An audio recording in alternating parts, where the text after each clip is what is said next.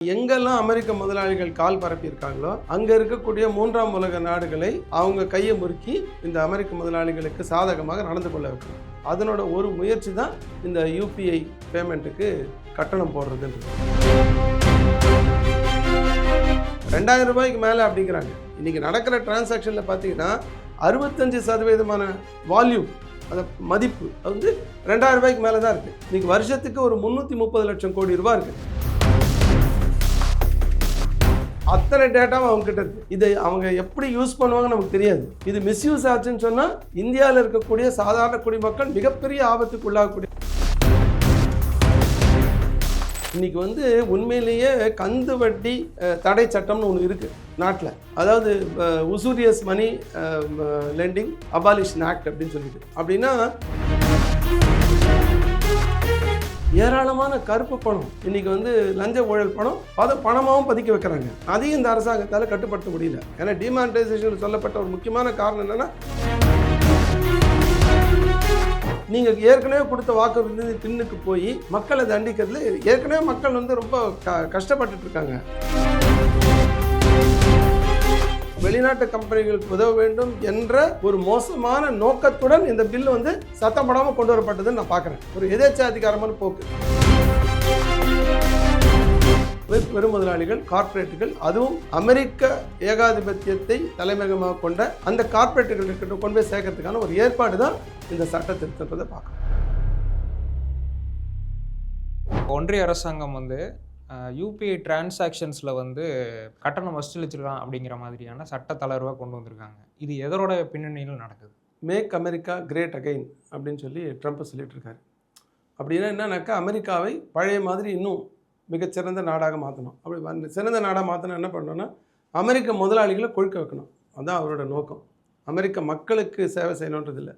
இப்போ அமெரிக்க முதலாளிகள் கொழுக்க வைக்கணும்னா, எங்கெல்லாம் அமெரிக்க முதலாளிகள் கால் பரப்பியிருக்காங்களோ அங்கே இருக்கக்கூடிய மூன்றாம் உலக நாடுகளை அவங்க கையை முறுக்கி அவங்கள வந்து இந்த அமெரிக்க முதலாளிகளுக்கு சாதகமாக நடந்து கொள்ள வைக்கணும். அதனோட ஒரு முயற்சி தான் இந்த யூபிஐ பேமெண்ட்டுக்கு கட்டணம் போடுறதுன்றது. இது வந்து 2007 பேமெண்ட்ஸ் அண்ட் செட்டில்மெண்ட் சட்டம் இருக்குது, உருவாக்கப்பட்டது. இப்போ அந்த சட்டத்தில் ஒரு மாற்றத்தை கொண்டு வராங்க. அதில் வந்து ஏற்கனவே நமக்கு வந்து யூபிஐ டிரான்சாக்ஷனுக்கு எதுவுமே சார்ஜ் பண்ணக்கூடாது அப்படின்னு இருக்குது. ரூபே கார்டுக்கு எதுவுமே சார்ஜ் பண்ணக்கூடாதுன்னு இருக்குது. ஆகஸ்ட் மாதம் 6ஆம் தேதி நாடாளுமன்றத்தில் பாஸ் பண்ண அந்த பில்லில் என்ன இருக்குன்னா, நாங்கள் நினச்சா, அரசாங்கம் நினச்சா எதுக்கு வேணால் நாங்கள் அதுக்கு விலக்கு கொடுக்கலாம், நாங்கள் எதுக்கெல்லாம் நீங்கள் சார்ஜ் பண்ணலான்னு நினைக்கிறோமோ அதுக்கு சார்ஜ் பண்ணலான்னு சொல்லி பவர் வாங்கிட்டாங்க. இனிமேல் அட்மினிஸ்ட்ரேட்டிவ் ஆர்டர் தான். ஒரு கெசட் பாஸ் பண்ணியோ ஒரு ஜாயிண்ட் செக்ரட்டரி ஒரு நோட் போட்டோ கீழே இறக்கிட்டாருன்னா இன்றைக்கி வந்து சாதாரண மக்கள்கிட்டேருந்து பணத்தை வசூல் பண்ணி கொண்டு போய் பெரும் முதலாளிகள், கார்ப்பரேட்டுகள், அதுவும் அமெரிக்க ஏகாதிபத்தியத்தை தலைமையகமாக கொண்ட அந்த கார்ப்பரேட்டுகள்கிட்ட கொண்டு போய் சேர்க்கறதுக்கான ஒரு ஏற்பாடு தான் இந்த சட்ட திருத்தன்றதை பார்க்குறோம். ஓகே, அதுக்கு வந்து ஒரு வரம்பு இருக்குது. இது வந்து எல்லாருக்குமானது கிடையாது. 2000க்கு மேலே பண்ணுறவங்க, அதாவது ஜிபேலையோ ஃபோன்பேலையோ 2000க்கு மேலே டிரான்சாக்ஷன் பண்ணுறவங்களுக்கு தான் இது அப்படிங்கிற மாதிரி சொல்கிறாங்க. இதனால் சாதாரண மக்கள் பாதிப்படைய போகிறது இல்லைன்னு சொல்கிறாங்க. இது வந்து ஆக்சுவலாக கொஞ்சம் சுற்றி வளைச்சி ஏமாத்துற ஒரு வேலை. இப்போ நீங்கள் ஜிஎஸ்டி எடுத்துக்கங்க. நீங்கள் ஒரு ஹோட்டலில் போய் சாப்பிட்றீங்க, இல்லை நீங்கள் ஏதோ ஒரு பொருள் வாங்குறீங்க, அப்போது அதுக்கான ஜிஎஸ்டி வேலையை யார்கிட்ட வசூல் பண்ணுறாங்க? உங்கள்கிட்ட தானே வசூல் பண்ணுறாங்க. அது வந்து அந்த முதலாளி ஒன்றும் கொடுக்குறது இல்லைல்ல. அது மாதிரி இன்றைக்கி நீங்கள் வந்து யூபிஐக்கு சார்ஜ் போட்டிங்கன்னா 2000 ரூபாய்க்கு மேலே அந்த வியாபாரி யார்கிட்ட சார்ஜ் பண்ணுவார்? நம்மக்கிட்ட தான் தலையில் வைப்பார். இது நமக்கு நடைமுறையில் நம்ம பார்த்துட்டு தான் இருக்கோம். வியாபாரி ஒன்றும் அதை ஏற்றுக்க போகிறதில்ல. 2000 ரூபாய்க்கு மேலே அப்படிங்கிறாங்க. இன்றைக்கி நடக்கிற டிரான்சாக்ஷனில் பார்த்தீங்கன்னா 65% வால்யூம், அந்த மதிப்பு அது வந்து 2000 ரூபாய்க்கு மேலே தான் இருக்குது. இன்றைக்கி வருஷத்துக்கு ஒரு 330 லட்சம் கோடி ரூபா இருக்குது. மாதத்துக்கு இப்போ ஜூலை மாதம் எடுத்துட்டிங்கன்னா 30 லட்சம் கோடி ரூபா. 30 லட்சம் கோடி ரூபான்னு நீங்கள் பார்த்தீங்கன்னா அதில் வந்து 65% 2000 ரூபாய்க்கு மேலே அப்படின்னாக்கா ஒரு 20 லட்சம் கோடி ரூபா இருக்குது. இந்த 20 லட்சம் கோடி ரூபாய்க்கு நீங்கள் 0.5, அதாவது 0.5% அப்படிங்கிறாங்க, 0.5% அப்படின்னா 10,000 கோடி ரூபா மாதத்துக்கு. வருஷத்துக்கு 1,20,000 கோடி ரூபாய் இன்றைக்கி வருமானம் ஈட்ட போகுது. யார் ஈட்ட போகிறாங்க அப்படின்னு பார்த்தீங்கன்னா கூகுள் பே, ஃபோன்பே. இன்றைக்கி ஒட்டுமொத்தமாக இந்த யூபிஐ டிரான்சாக்ஷனில் யார் டாமினன்ட் ரோல் ப்ளே பண்ணுறாங்க அப்படின்னு பார்த்தீங்கன்னா கூகுள் பேவும் ஃபோன்பேவும் தான். PhonePe 50-52%, Google Pay 33 35-36%. இவங்க 2 பேரும் சேர்ந்து 88-90% அவங்க தான். அப்புறம் பேடிஎம் இருக்குது, மற்றது இருக்குது. இன்றைக்கி இவங்களுக்கு தான் இன்றைக்கி மிக பெரும்பாலான அந்த பங்கு என்பது போகும். அப்போ நீங்கள் அமெரிக்க கம்பெனிகளுக்கு உதவுறதுக்கு இந்திய மக்களை சுரண்டுறாங்கன்றதை நம்ம பார்க்குறோம். ஓகே. அப்போ இது இல்லாமல் நீங்கள் வந்து நிறைய பேஸ் இருக்குது. அதாவது வந்து யூபிஐயோட இது இருக்குது. இப்போ ஸ்டேட் பேங்க் இருக்குது, கனரா பேங்க் இருக்குது, பேங்க் ஆஃப், அதெல்லாம் எதுவுமே செய்யலை. அது மொத்தமாக எல்லா பப்ளிக் செக்டாருக்கு கூட்டினா கூட 5% கூட இல்லை. இந்த டிசைனே எப்படி இருக்குன்னா, இன்றைக்கி வெளிநாட்டு கம்பெனியை வளர்ப்பதற்காக தான் இந்த டிசைனே உருவாக்கப்பட்டது. இப்போ நீங்கள் வந்து யார் கூகுள் பே மூலமாக பண்ணுறாங்க, எந்த பேங்க் வாடிக்கையாளர்கள் நம்பர் 1 அப்படி பார்த்தீங்கன்னா ஸ்டேட் பேங்க். இப்போ ஸ்டேட் பேங்க் வாடிக்கையாளர்களுக்கு ஸ்டேட் பேங்க்கில் ஒரு அமைப்பு இருக்குது, ஒரு செயலி இருக்குது, பேர் இருக்குது. அதை அவங்க இன்ட்ரடியூஸ் பண்ண மாட்டாங்க. அது வந்து பை டிசைன் அவங்க பண்ண முடியாது. அதை கொண்டு போய் தேர்ட் பார்ட்டி கூகுள் பே கிட்டையும் ஃபோன்பே கிட்டையும் கொடுக்குறாங்க. அவங்க இன்றைக்கி கொள்ள லாபம் அடிக்கிறதுக்கு இந்த அரசாங்கம் வழிவகுது. அது மட்டும் இல்லாமல் டேட்டா தெஃப்ட்னு ஒன்று இருக்குது. அது என்ன நடக்கும்னு தெரியாது. நம்ம அத்தனை டேட்டாவும் கொண்டு போய் அவங்ககிட்ட கொடுத்துருக்கோம், கூகுள் பே கிட்டையும் ஃபோன்பே கிட்டையும். இப்போ நீங்கள் வந்து நம்ம ஸ்டேட் பேங்க்கில் இருக்க ஒரு வாடிக்கையோட அக்கௌண்ட்டை நீங்கள் இணைக்கிறீங்கன்னா அவர் பேர், அவர் அட்ரஸ்ஸு, அவரோட ஃபோன் நம்பர், அவரோட ஆதார் கார்டு நம்பர், அவரோட பேன் கார்டு நம்பர், அத்தனை டேட்டாவும் அவங்ககிட்ட இருக்குது. இதை அவங்க எப்படி யூஸ் பண்ணுவாங்கன்னு நமக்கு தெரியாது. இது மிஸ்யூஸ் ஆச்சுன்னு சொன்னால் இந்தியாவில் இருக்கக்கூடிய சாதாரண குடிமக்கள் மிகப்பெரிய ஆபத்துக்கு உள்ளாகக்கூடிய அபாயமும் அதுக்குள்ளே இருக்குது. ஓகே. இந்த யூபிஐ மேனேஜ்மெண்ட் பற்றி பேசும்போது இதை வந்து சரியாக நிர்வகிக்கிறதுக்கும் நீங்கள் சொன்னீங்க பட் அந்த டேட்டா மேனேஜ்மெண்ட் இதுக்கும் வந்து ஒரு காசு வேணும் அப்படின்னு சொல்கிறாங்க. இது சம்மந்தமாக தான் வந்து ஃபின்டெக் கம்பெனியும் மற்ற பேங்க்ஸும் வந்து கவர்மெண்ட்டை பேசி இது நடைமுறைக்கு வந்திருக்குங்கிற மாதிரி சொல்கிறாங்க. இதில் உங்களுடைய பார்வை? அதாவது நீங்கள் இப்போ டேட்டா மேனேஜ்மெண்ட் பண்ணுறதுக்கோ அல்லது அதில் இன்ஃப்ராஸ்ட்ரக்சர் இம்ப்ரூவ் பண்ணுறதுக்கோ அல்லது புதுமையாக அதில் ரிசர்ச்சை கண்டுபிடிக்கிறதுக்கோ இப்போ ஒன்றும் டர்த்தே கிடையாது. ஏன்னா இன்றைக்கே அரசாங்கம் அவங்களுக்கு சப்சிடி கொடுக்குறாங்க. அவங்க ஒன்றும் சும்மா பண்ணல. 2000 கோடி ரூபாய் அவங்களுக்கு சப்சிடி கொடுக்குறாங்க. இது வரைக்கும் இந்த அரசாங்கம் 11,000 கோடி ரூபாய்க்கு மேலே சப்சிடி கொடுத்துருக்கு. இன்னும் இந்த பட்ஜெட்லேயே 2000 கோடி ரூபாய் ஒதுக்கியிருக்காங்க.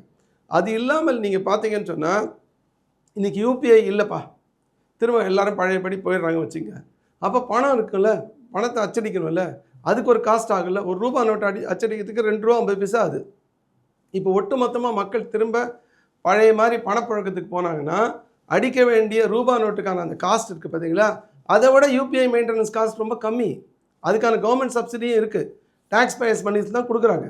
அப்போ ஏற்கனவே நம்மளுடைய வரி பணத்திலிருந்து அவர்களுக்கு வந்து ஒரு சலுகை கொடுத்து விட்டு நீங்கள் புதுசாக எதுக்கு சார்ஜ் பண்ணுறீங்க அவங்கள? அப்போ அதை வந்து அவங்கள கொள்ளையடிக்கிறதுக்கான ஒரு ஏற்பாடு தானே அது. அதுதான் நம்ம வந்து கூடாதுன்னு சொல்கிறோம். இந்த சாமானிய மக்கள் மீதான ஒரு கடுமையான வரிச்சுமைன்னு சொல்கிறோம். இப்போ ஏற்கனவே வந்து கிரெடிட் கார்டு அண்ட் டெபிட் கார்ட்ஸில் இந்த நடைமுறை இருந்தது. இப்போ யூபிஐயில் அதை இன்ட்ரோடியூஸ் பண்ணுறாங்க. அதில் என்ன பிரச்சனை? கிரெடிட் கார்டு டெபிட் கார்டு எடுத்துட்டிங்கன்னா கொள்ளைங்க. இன்றைக்கி வந்து உண்மையிலேயே கந்து வட்டி தடை சட்டம்னு ஒன்று இருக்குது நாட்டில். அதாவது உசூரியஸ் மணி லெண்டிங் அபாலிஷன் ஆக்ட் அப்படின்னு சொல்லிட்டு. அப்படின்னா ஒரு நபருக்கு ஒரு 15% 16% ஆண்டு வட்டிக்கு மேலே போடவே கூடாதுன்னு அர்த்தம். இன்றைக்கி கிரெடிட் கார்டில் 42% வட்டி போடுறாங்க ஆண்டுக்கு. ஒரு மாதத்துக்கு 3.5% 3.25% வட்டி போடுறாங்க. இதை அனுமதிக்கிறதே தப்பு. அதே மாதிரி அதுதான் அங்கே சுரண்டுறாங்களே, விசா கார்டு சுரண்டுறாங்களே, இல்லை மாஸ்டர் கார்டு சுரண்டுறாங்களே, அதே மாதிரி இவங்களும் சுரண்டி கொடுத்தா என்னன்றது கேள்வி கேட்டால் என்ன அர்த்தம்? அதையே தடுக்கணும். கிரெடிட் கார்டுக்கான இந்த சார்ஜ் என்பது கந்து வட்டிக்காரர்களை விட கூடுதலான சார்ஜ், அதுவே தடுக்கணும். இப்போ நீங்கள் வந்து சாதாரணமாக மக்கள் வந்து பணப்பழக்கத்தில் இருந்தாங்க 2016க்கு முன்னாடி வரைக்கும். 2016 டிமானிட்டைசேஷன் வந்தது. டிமானிட்டைசேஷனுக்கு பிறகு தான் டிஜிட்டல் புஷ்ஷு. நாங்கள் வந்து 9 லட்சம் கோடி தான் வந்து பணப்பழக்கம் வச்சுருப்போம், இதுதான் ஐடியல் மணி, இதுதான் வந்து இந்த நாட்டினோட வளர்ச்சிக்கு பெருசாக உதவும், இதுக்கு மேலே இருந்தால் ஒரு நாட்டினுடைய பொருளாதார வளர்ச்சிக்கு மிகப்பெரிய தடை ஏற்படும் அப்படிலாம் இவங்க தான் சொன்னாங்க. நாங்கள் எல்லாத்தையும் வந்து டிஜிட்டல் ஆக்க போகிறோன்னு அந்த யூபிஐ செயலியை உருவாக்கினாங்க. செயலி யார் உருவாக்கினாங்க? கூகுள் பே உருவாக்கிச்சு, இல்லை ஃபோன்பே உருவாக்கிச்சு. உருவாக்கினது நம்ம அரசாங்கம், நம்ம ரிசர்வ் பேங்கோட கட்டுப்பாட்டில் இருக்கக்கூடிய National Payment of Corporation of India. அந்த National Payment of Corporation of India பொதுத்துறை வங்கிகளுடைய பங்கு தான் அதில் அதிகம். அப்போ பப்ளிக் செக்டார் பேங்க்ஸ் ஓன்டு ஒரு என்பிசியை ஒரு செயலி உருவாக்குது. அது யாருக்கு நியாயமாக சொந்தமாக இருக்கணும்? யார்கிட்ட அதை கொடுக்கணும்? பொதுத்துறை வங்கிக்கிட்ட கொடுக்கணும். ஆனால் பொதுத்துறை வங்கிக்கிட்ட கொடுக்கல. மாறாக அமெரிக்காவில் பேஸ் பண்ண 2 பெரிய கம்பெனிக்கிட்ட அதை கொடுத்து நீங்கள் வளர்த்துக்குங்கன்றாங்க. ஒன்று வால்மார்ட், இன்னும் ஒன்று கூகுள். அப்போ இதன் மூலமாக இன்றைக்கி மிகப்பெரிய அளவுக்கு அவர்களுக்கு ஒரு ஏற்பாடு பண்ணி கொடுத்துட்றாங்க. ஏற்பாடு பண்ணி கொடுத்துட்டு இன்றைக்கி சுரண்டுறதுக்கும் அவங்களுக்கு வழிவகை பண்ணுறாங்க. இதுதான் நம்ம கூடாதுன்னு சொல்கிறோம். அப்போ நீங்கள் வந்து எல்லாத்தையும் கொண்டு போய் அவங்ககிட்ட அடகு வச்சுட்டிங்கன்னா அப்போ என்ன அர்த்தம்? சரி, நீங்கள் வந்து டிஜிட்டல் புஷ் கொடுத்துட்டீங்க. டிஜிட்டல் புஷ் கொடுக்கறதுக்கு முன்னாடி மக்கள் என்ன பண்ணியிருந்தாங்க? சாதாரணமாக கேஷ் ட்ரான்சாக்ட் பண்ணியிருந்தாங்க. இப்போ எல்லாரும் இன்றைக்கி கூகுள் பேக்கும் ஃபோன்பேக்கும் வர வேண்டிய கட்டாயம் வந்துடுச்சு.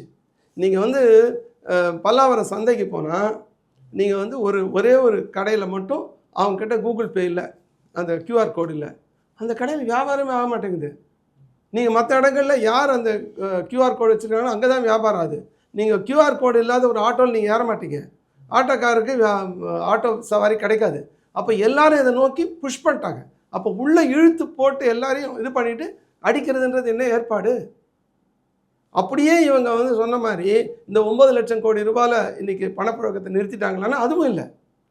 இன்றைக்கி வந்து இந்த 10 வருஷத்தில் 42 லட்சம் கோடி ரூபாவோட அதிகமாகிடுச்சு மணி சர்க்குலேஷன், பணப்புழக்கம். அப்போ இதெல்லாம் என்ன காமிக்குது? ஒன்று, இந்த டிஜிட்டல் என்பது இன்னும் போய் சேராத நிறைய இடம் இருக்குதுன்னு அர்த்தம். அதாவது வந்து இன்டர்நெட் ஃபெசிலிட்டி இருக்காது, அதே மாதிரி அவங்களுக்கு வந்து டேட்டா கார்டு வாங்குறதுக்கான ஏற்பாடு இருக்காது, மின்சாரமே இருக்காது, அப்படியான பகுதிகள்லாம் இருக்குது. இப்போ அவங்களுக்கு இன்னும் போய் சேரலை. அது ஒரு காரணம் பணப்பழக்கத்துக்கு. இன்னொரு காரணம் நீங்கள் பார்த்தீங்கன்னா ஏராளமான கருப்பு பணம் இன்றைக்கி வந்து லஞ்ச ஊழல் பணம் பணமாகவும் பதுக்கி வைக்கிறாங்க. அதையும் இந்த அரசாங்கத்தால் கட்டுப்படுத்த முடியல. ஏன்னா டிமானிட்டைசேஷனில் சொல்லப்பட்ட ஒரு முக்கியமான காரணம் என்னென்னா, நாங்கள் கள்ள பணத்தை ஒழிச்சிடுவோம், கருப்பு பணத்தை ஒழிச்சிடுவோம், லஞ்சத்தை ஒழிச்சிடுவோம், எல்லாத்தையும் ஒழிச்சிட்டோம். நாங்கள் எதுவும் ஒழியல. அப்போ நீங்கள் ஒரு பக்கம் எல்லா கதவையும் அடைச்சிட்டு எல்லாரையும் டிஜிட்டலுக்கு வாங்கன்னு சொல்லிவிட்டு இன்றைக்கி வந்து அதை ஏற்றுவது, அதுக்கான விலையை வந்து சாதாரண மக்கள்கிட்ட வசூலிக்கிறதுன்றது ஒரு அவர்களை தண்டிக்கக்கூடிய ஒரு ஏற்பாடு. அப்படி தான் நான் பார்க்குறேன். இப்போ யூபிஐ பற்றின டேட்டா வந்து ஒரு சாமானியருக்கு தெரியறதுக்கு வாய்ப்பு இல்லை. அவர் பண்ணுற டிரான்சாக்ஷன் எவ்வளோன்னு அவருக்கு தெரியும். ஒரு கடைக்காரருக்குனா கூட நம்மக்கிட்ட எவ்வளோ பேர் யூபிஐ டிரான்சாக்ஷன் பண்ணுறாங்கன்னு தெரியும். இப்போ ஓவராலாக வந்து இந்தியாவை பொறுத்த வரைக்கும் அதை பற்றின டேட்டா என்ன, அது மூலிமா எவ்வளவு லாபம் எடுக்க வாய்ப்பு இருக்குது தனியார் நிறுவனங்கள்? அதாங்க, இப்போ நீங்கள் வந்து ஓவராலாக இன்றைக்கி யூபிஐ டிரான்சாக்ஷன் பார்த்தீங்கன்னா மாதம் இன்க்ரீஸ் ஆகிட்டே போகுதுங்க. ஒரு 100 கோடி ரூபாயில் ஆரம்பித்து மாதத்துக்கு இன்றைக்கி 30 லட்சம் கோடி ரூபாய்னா நீங்கள் பாருங்களேன், கிட்டத்தட்ட ஒரு 30,000 மடங்குக்கு மேலே வந்து இம்ப்ரூவ் ஆகிருக்கு. அதே மாதிரி நீங்கள் நம்பர் ஆஃப் டிரான்சாக்ஷன் பார்த்தீங்கன்னா அன்றைக்கி ஒரு 3 லட்சம் ஒரு மாதத்துக்கு.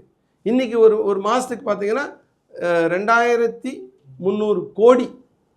அதை நீங்கள் பார்த்தீங்கன்னா ஒரு 80,000 மடங்கு இன்க்ரீஸ் ஆகிருக்கு. இந்த அளவுக்கு பிரம்மாண்டமாக இன்றைக்கி வந்து யூபிஐ டிரான்சாக்ஷன் வளர்ந்துருக்கு.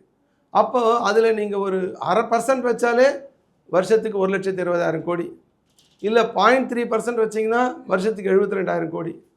இப்படி வந்து ஒரு எக்கச்சக்கமாக பொன்முட்டையிடுற வாத்து மாதிரி அது. நீங்கள் ஒரு சின்ன பர்சன்டேஜ் வச்சா கூட கண்ணா பின்னான்னு உங்களுக்கு பணம் குவியும். அப்போ இது எல்லாமே இன்றைக்கி அரசாங்கத்தினுடைய ஒரு சப்சிடியில் இன்றைக்கி சிறப்பாக செயல்பட்டு கொண்டிருக்கிற ஒரு விஷயம்.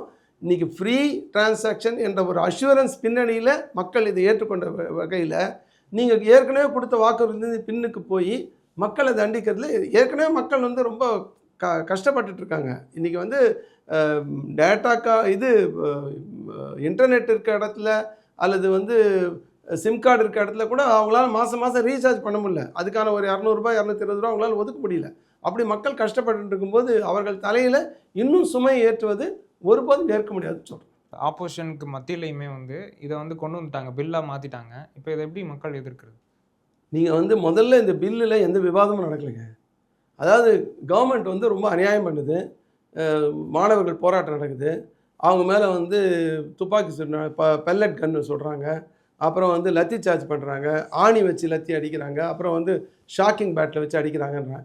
இதுக்கு நீங்கள் பதில் சொல்லுங்கன்னு ப்ரொட்டஸ்ட் நடக்குது பார்லிமெண்ட்டில். ப்ரொட்டஸ்ட் நடத்து ஒரு பிரச்சனை நடக்கும்போது பாராளுமன்றத்தில் எதிர்க்கட்சி உறுப்பினர்களே இல்லாத போது சத்தம் போடாமல் ஒரு பில்லை கொண்டு வராங்க. இது என்ன ஏற்பாடு? இது ஒரு விவாதமும் நடக்கலை, எந்த விதமான ஒப்பீனியனும் வாங்கலை, ஸ்டாண்டிங் கமிட்டிக்கு அனுப்பலை, எதையுமே பண்ணல. அப்போ வந்து இந்த மாதிரியாக வெளிநாட்டு கம்பெனிகளுக்கு உதவ வேண்டும் என்ற ஒரு மோசமான நோக்கத்துடன் இந்த பில்லு வந்து சத்தம் போடாமல் கொண்டு வரப்பட்டதுன்னு நான் பார்க்குறேன். ஒரு எதேச்சாதிகாரமான போக்கு. இன்றைக்கி பில்லு சட்டமானா என்ன? மக்கள் தானே தீர்ப்பு எழுதணும். இன்றைக்கி 3 வேளாண் சட்டங்கள் வந்து சட்டமாக தானே ஆச்சு. அதுக்கப்புறம் அதை வாபஸ் வாங்கினாங்கல்ல. இன்றைக்கி வந்து தர்மேந்திர பிரதான் வந்து ரிசைனே பண்ண மாட்டோம்னு சொன்னாங்கல்ல, அது யூபிஏ ஆட்சியில் தான் ரிசைன் பண்ணுவாங்க, எங்கள் ஆட்சியில் யாரும் கிடையாதுன்னு சொல்லி ராஜ்நாத் சிங் சொன்னார்ல, நீங்கள் ரிசைன் பண்ணாங்கல்ல. மக்களை நீங்கள் பாதிக்கக்கூடிய எந்த விஷயமா இருந்தாலும் நீங்கள் என்ன சட்டம் போட்டாலும் மக்கள் எழுச்சி என்பது அந்த சட்டத்தை வாபஸ் வாங்க வைக்கும். மக்கள் எழுச்சி கண்டிப்பாக இந்த அரசாங்கம் இதை பின்னுக்கு இதை வந்து வாபஸ் வாங்கணும். வாபஸ் வாங்கினா மக்கள் வாபஸ் வாங்க வைப்பாங்க.